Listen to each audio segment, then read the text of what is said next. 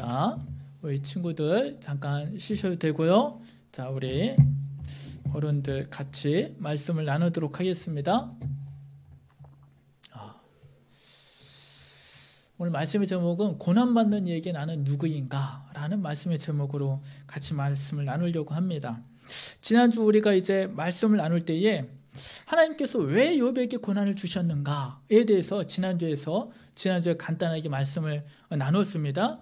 하나님께서 왜 욥에게 고난을 주셨는가? 그것은 욥을 참된 위로자로 거듭나게 하기 위해서, 또는 그리고 참된 복음의 증인으로 삼기 위해서 하나님께서 욥에게 고난을 주셨다라고 지난주에 말씀을 나눴습니다. 즉 이게 무슨 말이냐면은 욥이 고난받기 전에는, 그러니까 내가 고난의 당사자가 되기 전에는 이 고난이라는 상황을 제3자의 입장에서 바라보고만 있었다라는 거예요. 그러니까 고난받는 사람한테 가서 뭐 말로 위로도 할 수 있었던 것이고 용기도 줄 수가 있었다라는 것입니다. 그러다가 욥 자신이 고난을 당하는 상황이 된 거예요.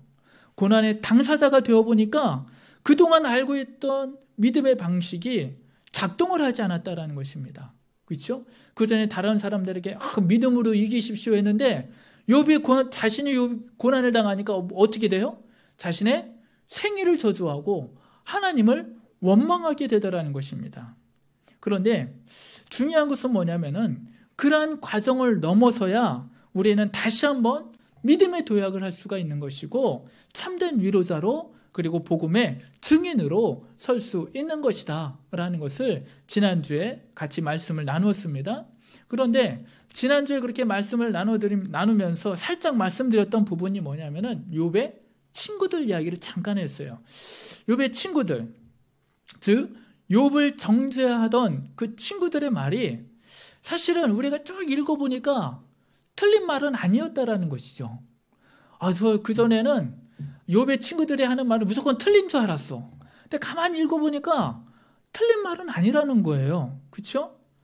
그리고 욥도 그 친구들의 말이 틀린 말은 아니라는 것을 알고 있었던 것 같아요. 그런데 그렇게 자신을 정죄하는 친구들이 너무 야속하고, 또 5장 8절 말씀, 욥기서 5장 8절 말씀해 보니까 엘리바스의 나라면 그렇게 하지 않겠다라는 그 엘리바스의 그런 태도가 너무 얄미워서 친구들 말이 자신이 듣기에도 맞는 말인 것 같은데 그런 것들이 너무 얄미워가지고 심정적으로 욥이 동의하지 못하는 것일 수도 있다라고 우리가 지난주에 제가 말씀을 드린 적이 있습니다. 그러니까 사실 욥은 이 친구들로 인해 가지고 더 많은 상처와 아픔을 겪고 있다고도 볼 수 있는 것입니다. 그런 것 같아요. 실제로 욥의 이야기를 읽어보니까 그런 부분이 보이는 것 같습니다. 자, 6장서부터 이어지는 욥의 답변이 사실은 그런 것 같다라는 생각이 듭니다. 대표적으로 6장 14절 말씀, 우리 6장 14절 말씀 같이 한번 읽어볼까요? 시작. 낙심한 자가 비록 적는 자를 경외하기를 저버릴지라도 그의 친구들로부터 동정을 받느니라. 아멘. 이게 엘리바스의 말을 듣고 나서 이제 욥이 하는 말이거든요. 뭐냐면은 설사 내가 하나님 경외하기를 저버렸을지라도 친구들로부터 내가 동정을 받아야 되는 거 아니냐라는 게 욥의 마음이었다라는 것입니다. 즉 욥은 친구들로부터 어떤 객관적인 판단을 바라는 게 아니라 내 친구들이니까 너희들만큼은 나를 동정해주고 위로해주기를 원했다라는 것이죠. 친구 아니냐라는 거죠. 친구. 그런데 그런 위로가 아니라 그 친구들로부터 정죄를 받으니까 욥이 더 힘들었다라는 것이죠. 여기서 우리들이 바라봐야 될 부분은 뭐냐면은 욥은 사실은 자기의 재산을 잃어버리고 자녀를 잃어버리고 건강을 잃어버렸던 그 고난받는 상황, 그 고난받는 상황보다는 자신을 대하는 그 친구들의 태도, 그 친구들의 말에 더 많은 상처를 받고 있었다라는 것입니다. 특히 6장 27절 말씀에 보면은 욥이 친구들에게 이렇게 이야기합니다. 우리 같이 한번 읽어볼까요? 시작. 너희는 고아를 제비 뽑으며 너희 친구를 팔아 넘기는구나. 이 6장 27절 말씀이 무슨 말이냐면은 친구들이 고아나 빚진 자들을 노예로 팔아넘기는 노예상들로 표현하고 있는 거예요. 그 친구들을 마치 너희가 노예상들이 고아를 팔아넘기듯이, 고아를 제비 뽑아서 고아로 팔아넘기듯이 너희가 그렇게 나를 대하고 있다라는 거예요. 그러니까 그 친구들의 태도에 굉장히 깊은 배신감을 이 욥은 느끼고 있었다라는 것입니다. 그래서 이제는 아예 친구들을 무시하고 7장 7절서부터 하나님께 기도하고 있는 거예요. 7장 7절서부터 오늘 우리가 읽은 본문 말씀을 포함해가지고 이게 쭉 이제 하나님 앞에 기도하고 있는 욥의 기도라고 볼 수가 있습니다. 그런데 욥이 하나님께 드린 그 기도는 뭐냐? 11절 말씀. 11절 말씀 같이 한번 읽어볼까요? 11절입니다. 11절 시작. 그런즉 내가 내 입을 금하지 아니하고 내 영혼의 아픔 때문에 말하며 내 마음의 괴로움 때문에 불평하리이다. 이게 욥이 하나님 앞에 기도한다고 기도하는데 그 기도의 내용이 뭐냐? 불평, 불만이라는 거예요. 불평으로 일관된 기도를 지금 하나님께 드리고 있다는 것입니다. 그러면은 왜 욥이 굳이 하나님께 이렇게 불평, 불만을 터뜨리며 기도하고 있느냐? 욥이 생각하기에 12절 말씀 같이 한번 읽어볼까요? 시작. 내가 바다니까 바다 괴물이니까 주께서 어찌하여 나를 지키시나이까. 자, 이게 뭐냐면은 12절 말씀에 보면 이 지키다라는 말이 있잖아요. 맨 마지막에 어찌하여 나를 지키시나이까. 근데 이 지키다라는 말이 히브리어로 미시마르인데 미시마르는 감시하다 또는 감금하다라는 뜻을 가지고 있습니다. 원래는 그런 뜻이에요. 그러니까 이 욥이 보기에 하나님께서 자신을 어떤 딱 뭐 독방 같은 곳에 감금해 놓고, 오늘날로 치면은 CCTV 틀어놓고 24시간 자기를 감시하듯이 하나님께서 지금 자기를 그렇게 감시하고 있다라는 것으로 느끼는 거예요. 그렇게 받아들이고 있다라는 것입니다. 그래서 욥은 그런 하나님의 감시가 너무 힘들고 고통스럽다라고 이야기하고 있는 것입니다. 즉 자신을 바다 괴물 감시하듯 하나님이 지금 나를 감시하고 계시다라는 거예요. 그러다 보니까 17절 말씀, 우리가 읽진 않았지만은 17절 말씀 같이 한번 볼까요? 17절입니다. 시작. 사람이 무엇이기에 주께서 그를 크게 만드사 그에게 마음을 두시고.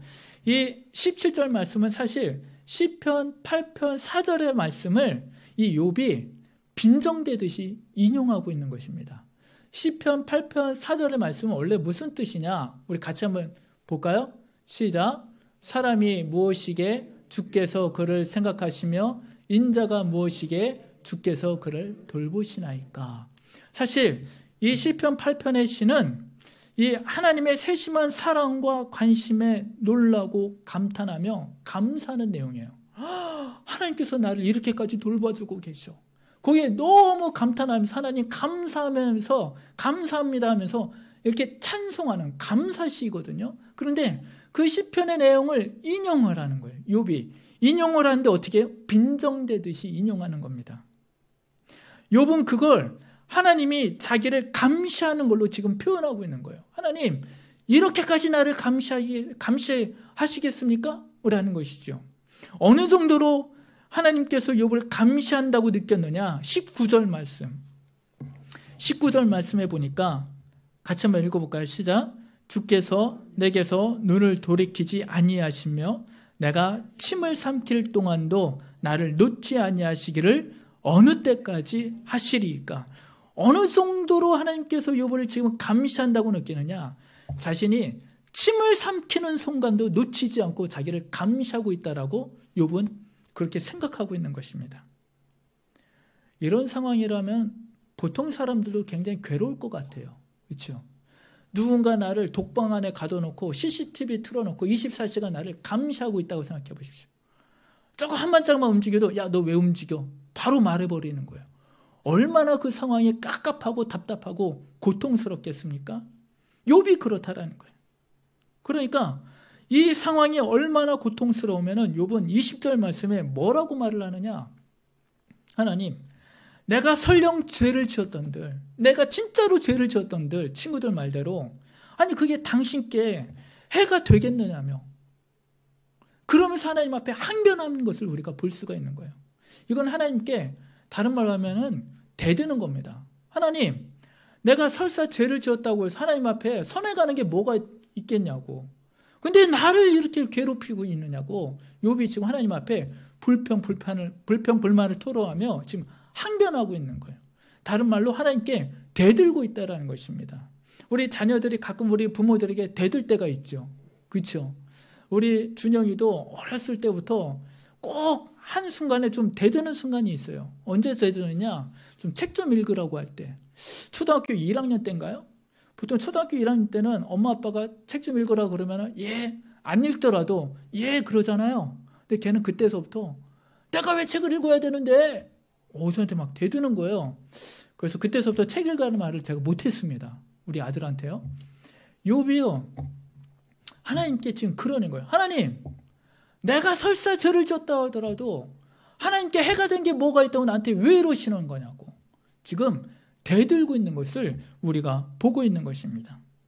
이게 욥의 심리 상태를 그대로 보여주는 거예요. 얼마나 욥이 힘들었으면, 얼마나 욥이 지금 고통스러우면 하나님 앞에 이러고 있느냐라는 것이죠. 그러면은 여기서 우리가 한 가지 의문을 갖는 거예요. 왜 욥은 이렇게까지 하나님 앞에 항변하며 불평을 이렇게 털어놓는 것일까라는 것입니다. 이렇게까지 하나님 앞에 불평불만을 털어놓는 것이냐라는 것이죠. 물론 그에게 닥친 고난이 그만큼 고통스럽고 잔인할 만큼 욥을 비참하게 만들었다는 반증이 될 수도 있습니다. 지금 그 고난의 상황이 얼마나 힘들었으면 그랬을까, 그렇게 생각할 수도 있다라는 거예요. 그러나 2장 10절 말씀, 2장 10절 말씀에 보면은, 자, 우리 효은이가 오랜만에 복귀해가지고 이게 넘기는 게 약간 늦네요. 자, 욥기서 2장 10절 말씀 우리 같이 한번 읽어볼까요? 시작.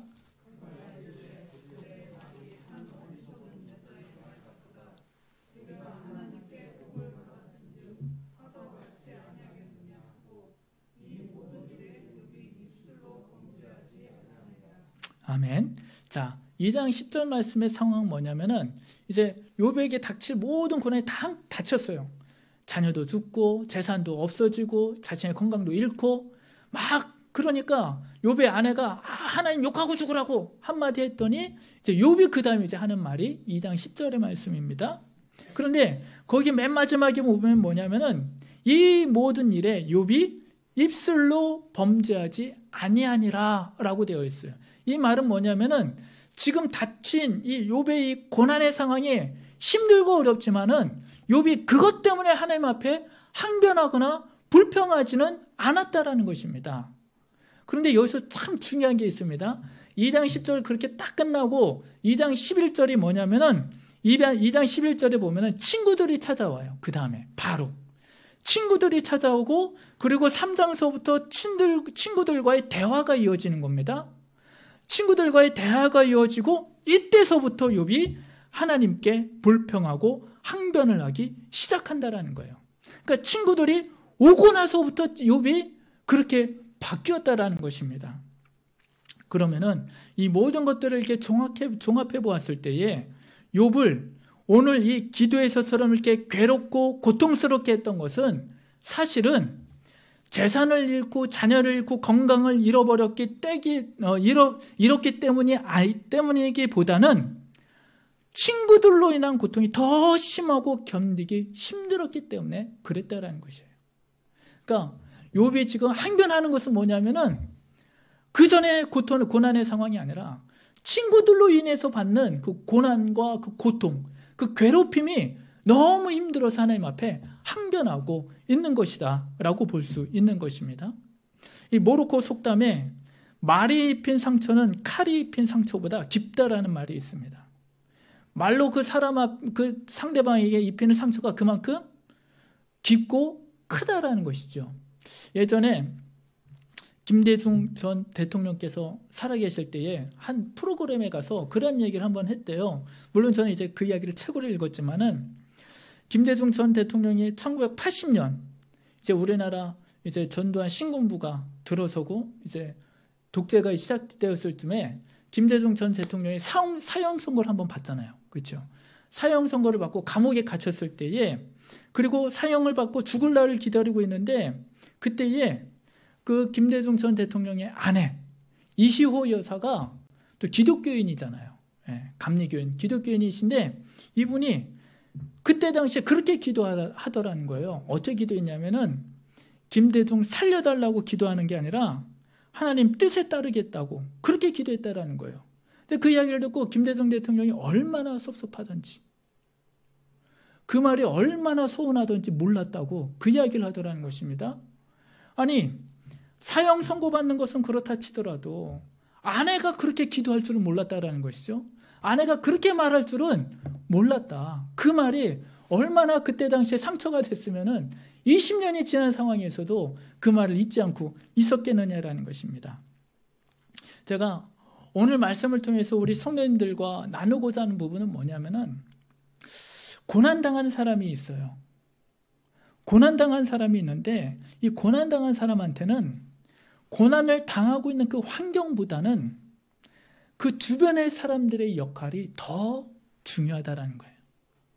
그 주변 사람들이 어떠냐에 따라서 이 고난당하는 사람이 그 고난을 이겨낼 수도 있는 거고요. 그 고난 상황에서 더 고통스럽고 괴로운 나날을 보낼 수도 있다는 것입니다.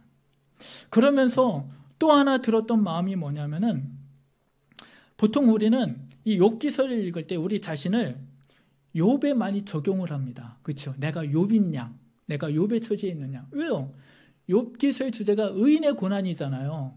그러니까 뭐 욥이 고난받듯이 나도 고난받는 상황이다라고 생각을 하고 그렇게 많이 그렇게 적용을 합니다.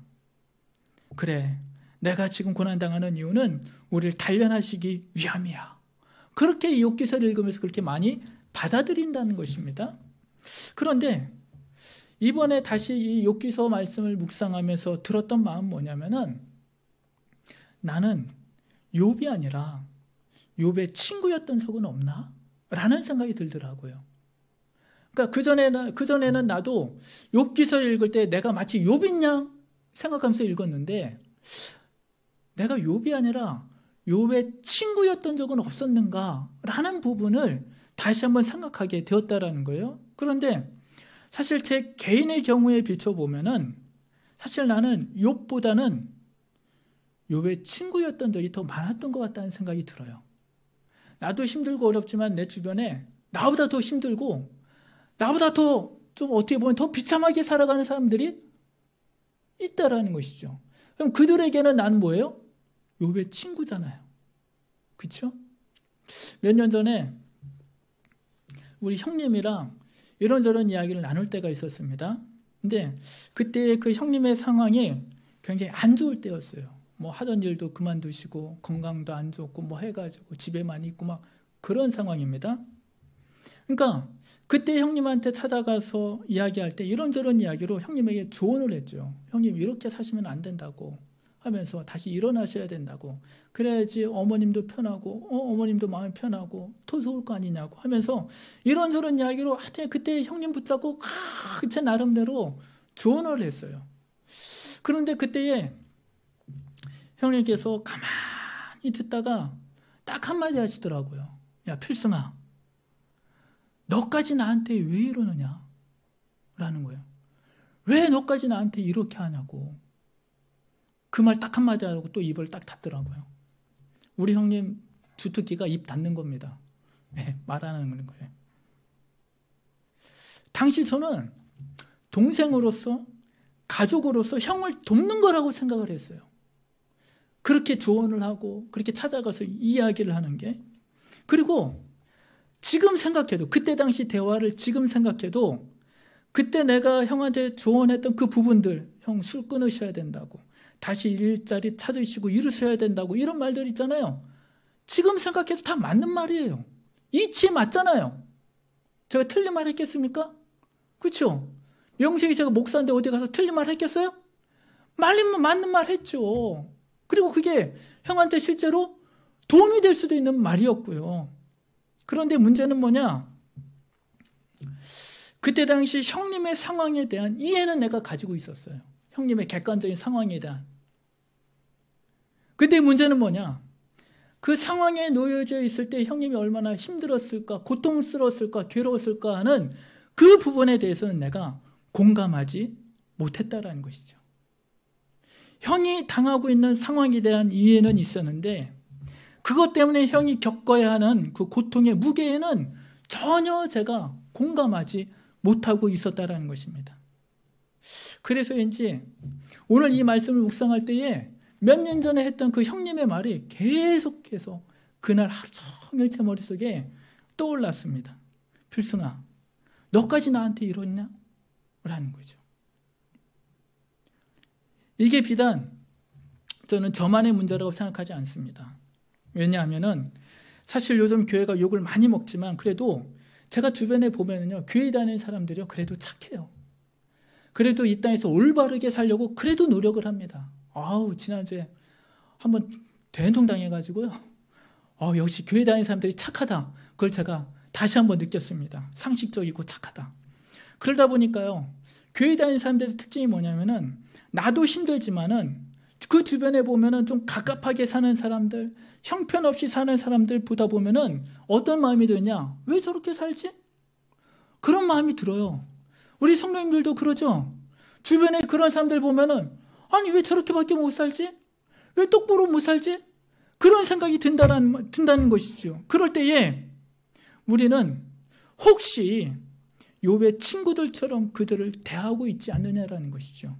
물론 우리가 그들에게 하는 말이 이치에도 맞고 옳다 하더라도 그들의 아픔과 상처에 전혀 공감하지 못하고 바른 말만 하고 있는 것은 아니냐라는 것입니다. 맞죠? 우리가 그들에게 말을 할 때에 우리 하는 모든 말이 다 맞습니다. 그런데 뭐냐? 우리가 그들에게 던지는 그 바른 말이 그들에게 빗으로 꽂힐 수도 있다라는 것이에요. 맞는 말인데 그들에게 빗으로 꽂힐 수 있다라는 것이에요. 스튜어트 다이아몬드라고 하는 미국 와튼스쿨 교수가 그런 이야기를 하더라고요. 감정과 공감의 차이점을 이야기하는데 감정은 나에게 집중하는 게 감정이고 공감은 상대에게 집중하는 게 공감이래요. 이것을 이제 이해와 공감이라는 말로 다시 설명을 해드리면은 상대를 이해하는 것과 상대에 공감한다는 것은 다르다라는 것이에요. 그 사람을 이해한다는 것은 내 입장에서 그 사람을 바라보는 거예요. 그 사람을 객관화시키는 겁니다. 그렇죠? 그 사람의 형편, 사정, 여건 이걸 다 객관화하고 이렇구나 이해해 주는 거예요. 근데 이거는 나를 중심으로 바라보는 거예요. 근데 그 사람에 공감한다는 것은 뭐냐? 그 사람의 입장에 들어가서 바라보는 거예요. 그 사람이 당했을 고통, 그 사람이 겪어야 될 괴로움, 그 모든 것들을 그 사람 입장에서 바라보는 게 공감이라는 것입니다. 제가 지난주에도 오징어 게임에 대해서 잠깐 말씀을 드렸는데요. 이 오징어 게임에 보면은 가면 쓴 부자들이 나옵니다. 가면 쓴 부자들. 근데 이 가면 쓴 부자들이 벌인 게 결국 뭐예요? 오징어 게임입니다. 오징어. 아직 안 보셨죠? 예, 한번 19세 이하는 보지 말고 어른들은 한번 봐도 좋을 것 같아요. 좀 잔인한 장면이 많이 나와도요. 근데 여기에 나온 이 부자들은 거기에 모인 사람들 450명의 그 인생의 벼랑 끝에 몰린 그 사람들이 있어요. 그 사람들의 상황을 누구보다도 잘 이해하고 있던 사람들이 이 부자들이에요. 누구보다도 이 벼랑 끝에 몰린 이 사람들의 상황을 누구보다도 잘 알고 있었습니다. 그런데 그 부자들은 그들의 상황은 잘 알고 있었지만은 그 상황에 공감하지는 못했어요. 공감하지 못하니까 대신 자신들의 쾌락을 즐기는 데 그 상황들을 이용하고 있었던 것이죠. 그 상황을 파악하고 이해는 하는 데에 공감 능력이 없었다라는 것입니다. 그러면 우리를 한번 돌아봅시다. 우리는 우리 주변에 고난당하는 이들에게 어떠한 모습과 태도를 취하고 있는지 다시 살펴봐야 될 줄로 믿습니다. 혹 나도 욥의 친구들처럼 바른 말 한다면서 지금도 그들의 가슴에 비수를 꽂고 있는 것은 아닌지 다시 한번 돌아보실 수 있는 우리 성도님들 되시기를 주의 이름으로 축원드리겠습니다. 말씀 마치겠습니다. 마침 오늘 이 말씀을 묵상한 날, 목요일이죠. 목요일 본문이죠. 그날 이제 사촌 형님이 돌아가셨다는 전갈이 왔어요. 그래서 이제 그날 밤에 밤 9시에 작정 기도회 끝나고 바로 정복 익산으로 출발을 해서 12시에 거의 도착해서 1시간 거기 앉아 있다가 다시 1시 반? 새벽 1시 반? 그때 다시 출발을 해서 여기 새벽 예배에 맞춰서 와서 새벽 예배 마치고 다시 이제 집에 들어갔는데요. 그렇게 하다 보니까 형님과 오랜만에 한 6시간 이상 같이 있었던 것 같아요. 같은 차 안에 나란히 앉아서 몇 년 동안 형님과 있었던 총 시간을 막 합쳐도 이것보다 더 많이 있진 않았던 것 같아요. 그러니까 몇 년 사이에 아주 오랜 시간을 형님과 같이 보냈죠. 왔다 갔다 하면서요. 물론 형님과 별 말은 하지 않았습니다. 남자들끼리 뭐 할 게 있어요? 할 말이? 그래도 그날 낮에 이 말씀을 묵상을 했으니까 그래, 내가 형님한테 욥의 친구처럼 굴지 말아야 되겠다. 그런 다짐은 했죠. 그래서 형님한테 좀 다르게 대하려고 제 나름대로 많이 노력했습니다. 쉽지가 않아요. 쉽지가 않습니다. 이 고속도로를 타고 가다가 휴게소에서 잠깐 쉬고 가는데 그 사이를 못 참고 형님이 밖에 나가서 담배를 피우시는 거예요. 근데 그 담배 피우는 모습을 보고 그냥 형 추우니까 빨리 피우고 들어와요. 빨리 갑시다. 이랬으면 좋은데 저도 모르게 이 목사가 운전한 차에서 담배 냄새 나면 되겠냐고 또 그렇게 제가 한마디 해버리고 말았습니다. 예. 얼마나 후회가 되든지 그 이후에. 그러니까 형님과 나랑 멀쩡해가지고 또 한마디도 안 하고 또 갔어요. 들었던 생각이 뭐냐. 우리 형님이 나를 하나님이 보낸 감시자로 여기겠구나. 감시자로. 뭐만 좀 하려면은 후락 쫓아와가지고 형 이랬냐고. 예. 하나님이 보낸 감시자로 여기겠구나. 그런 생각이 들었습니다. 욥의 친구들은 욥을 친구로 대하지 않고 마치 노예로 팔려가는 고아 마냥 대했던 것을 우리가 보게 됩니다. 즉 그 친구들은 욥의 고난에 공감하지도 못하고 마치 감시자처럼 정죄하기만 했던 것을 우리가 보게 돼요. 우리 성도님들은 고난당하는 또는 주변에 갑갑하게 사는 형제, 가족, 친구들에게 하나님이 보낸 감시자로 다가가고 있습니까? 아니면 하나님이 보낸 사랑의 메신저로 다가가고 있습니까? 말씀을 준비하면서 한번 생각을 했습니다. 우리 예수님은 어떻게 하셨지? 이 땅에 오셔서 우리에게 어떻게 대하셨지? 다시 한번 생각을 해보았습니다. 그랬더니 마태복음 9장 35절에서 38절 말씀해 보니까 이런 말씀이 있어요. 예수님이 모든 도시와 마을을 두루 다니시며 모든 병과 모든 약한 것을 고쳐주셨다는 말씀이 나옵니다. 그러면서 36절에 어떻게 성경은 기록하고 있느냐? 우리 같이 한번 읽어보도록 하겠습니다. 시작.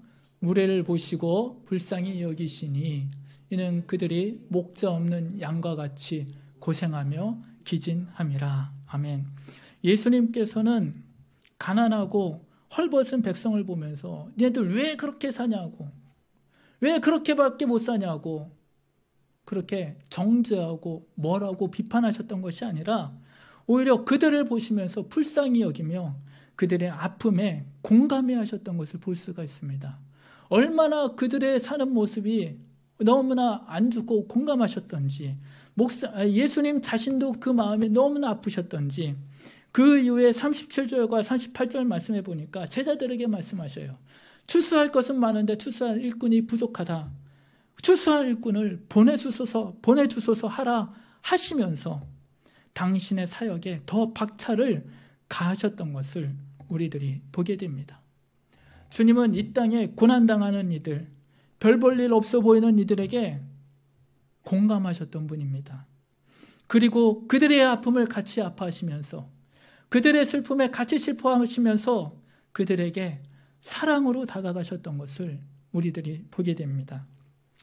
사랑하는 성도 여러분, 성도님들의 형제, 가족, 동료들에게 하나님의 감시자로 다가가고 계십니까? 아니면 하나님의 사랑의 메신저로 다가가고 계십니까?